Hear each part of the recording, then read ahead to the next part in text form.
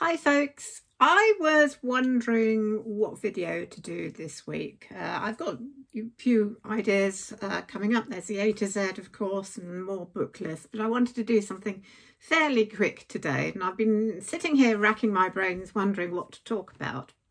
In the end, I just sat down and I remembered a blog post that I wrote several years ago now, about the importance of storytelling and why we love reading fiction.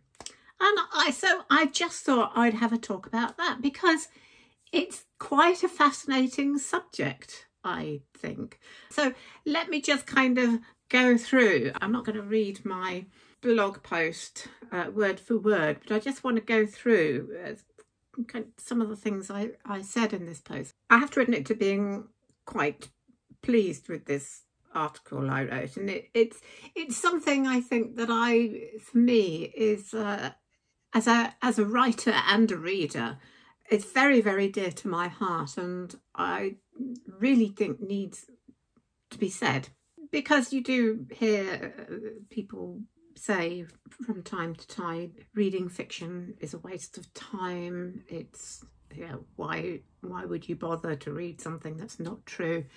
If you've ever heard anyone say that, they are missing the point. So let me just go over this. So first of all, have you ever wondered why you, many people, just love narrative so much, the story, drama? We all love to hear or read stories, whether it's fact or fiction.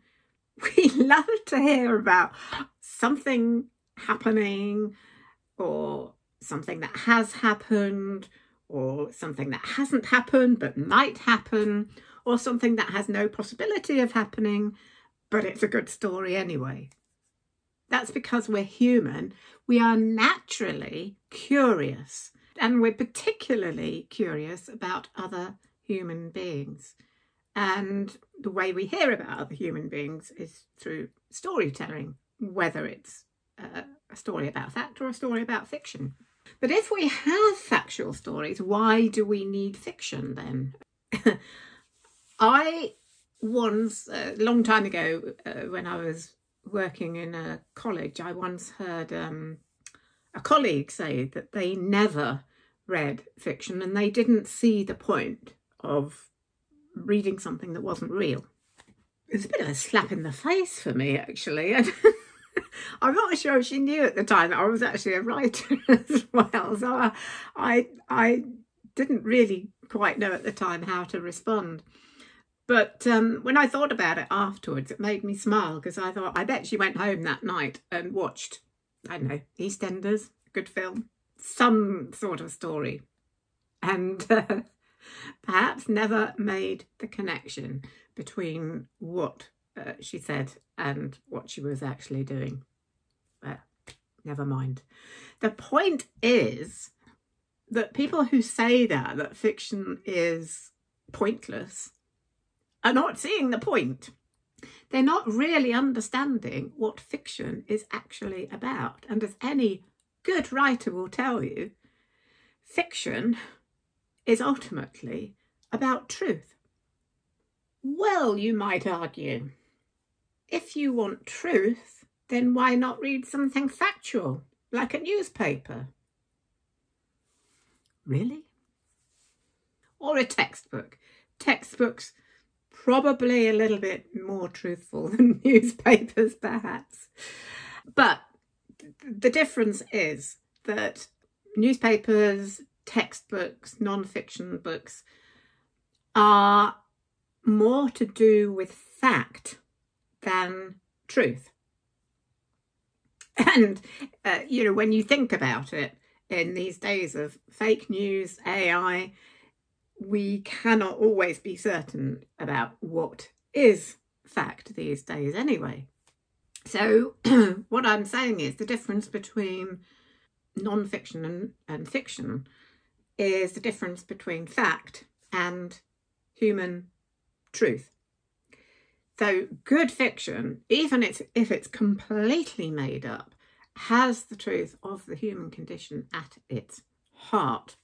Whether the main characters are human beings, hobbits, wizards, talking animals, or aliens, they all have themes that we will recognise, emotions, experiences that we can recognise in ourselves as human beings.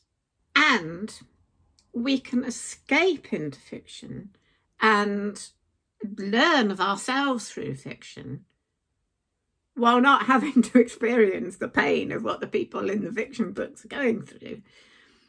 And I think in a way it's a little bit similar to the way children learn. They learn through play. They learn important life skills through play. So we can learn important things about ourselves through something enjoyable, like reading fiction. In my experience of people I have met throughout my life, people who read fiction are more open-minded, more informed, and generally more compassionate and more understanding about the human condition. Tilly has just arrived. Yes, even books, children's books perhaps, about dogs and other animals as central character will tell us more about ourselves than about the animal involved. What do you think?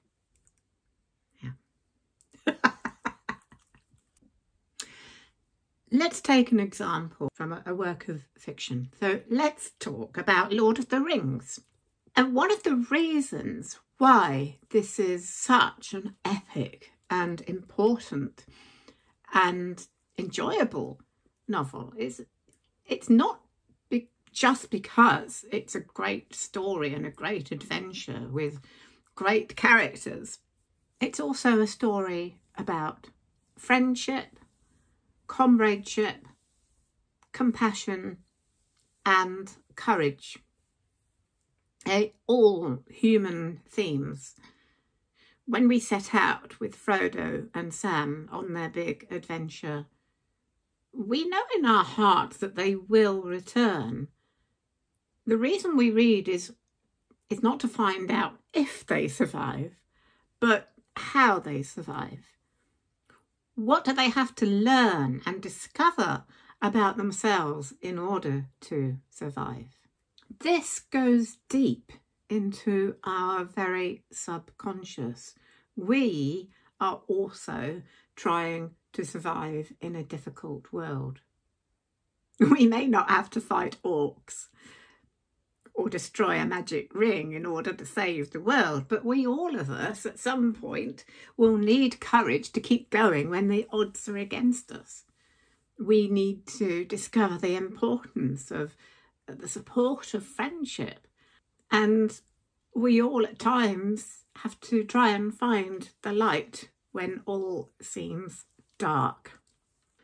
When Tolkien was writing this great epic, some of his friends thought he was completely mad because at the time fantasy was kind of looked down on, something trivial, something just for children, maybe an important thing for children, but not really for adults.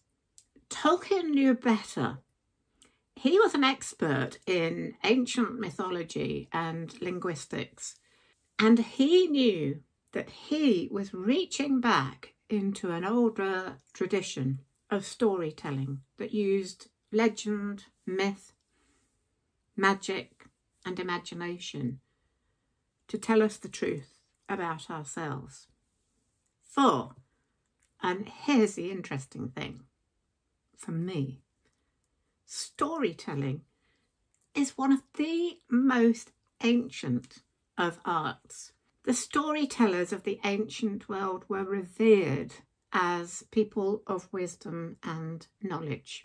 Long before men learned how to set down letters and write stories or records of events, The storytellers were the first teachers, telling tales of heroism and legend.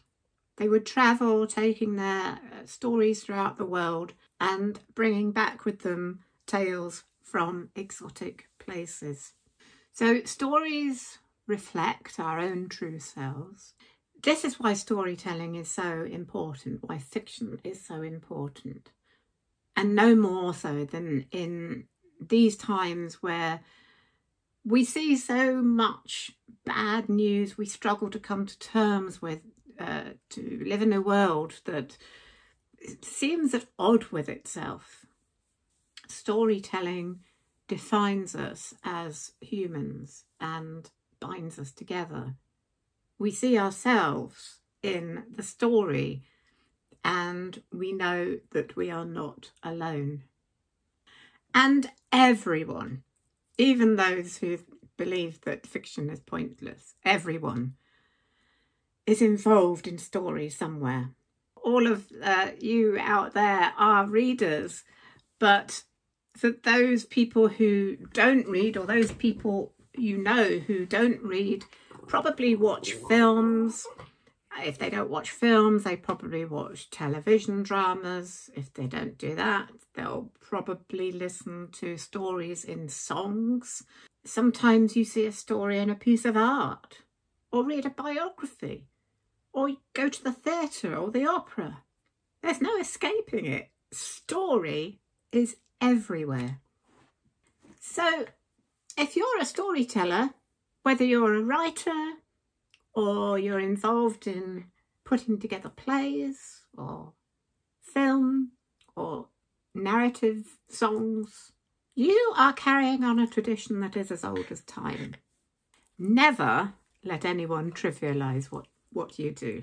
In my book, if you'll pardon the pun, I think storytelling, fiction is just as important as any other job you might think of on the planet. And I think if you could imagine a world without any form of fiction, just for one moment, imagine that. No books, no films, no drama, no theatre. That's pretty bleak, isn't it? I think if you can imagine that, I hope and think you might just agree with me there. So just to reiterate my main point, and something I believe very strongly in, non-fiction gives us facts, but fiction gives us truth about what it is to be human. So, hope you've enjoyed that. Do make comments, whether you agree with me or disagree with me. Do feel free to make comments. And as you know, mostly I talk about actual books, but occasionally I do like to stop and just have these little conversations about why we love certain fiction, why we love reading or books in general. Another little conversation I had last Halloween actually was why we love horror fiction, where I touch on similar themes, and that will be just up here just now. So please do like and subscribe, and because it really does help my channel. And next week I will have finished this, and I'll be reviewing Philippa Gregory's second in her trilogy, Dark Tides. So I'll be reviewing that next week. So do stay subscribed, and I will see you very soon. Bye for now.